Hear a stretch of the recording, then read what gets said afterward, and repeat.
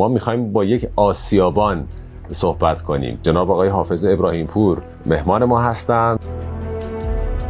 آسیابانی جزء شغل آبا و اجداد ما حساب میشه. از پدر بزرگ ما، از نسل آسیاب‌های سنگی پدر بزرگ بنده شروع کردن. خودم چون از بچگی داخل اون کار بودم خیلی علاقه داشتم که وقتی که بزرگ شدم این سنت رو با علم ترکیبش کنم. خدا رو شکر تونستیم با کمک همکاران و کمک کارشناسان این عرصه یه واحد آسیابانی نو با تکنولوژی مدرن و بروز جهانی راه اندازی کنیم که الان در حال حاضر در قسمت‌های مختلف با تولید آردهای تخصصی در خدمت هموطنان عزیزمون هست. کارخونه ما فقط کارخونه صنعتی نیست، کارخونه رو ما کارخونه آموزشی هم کردیم. از بعد آزمایشگاهی جواب نتیجه ها اومده. الان مراحل اداری این دانش بنیان رو داریم طی می‌کنیم که انشالله در آینده نزدیک به عنوان یکی از کارخانجات معدود کشورمون خواهیم بود که دانش بنیان خواهیم شد.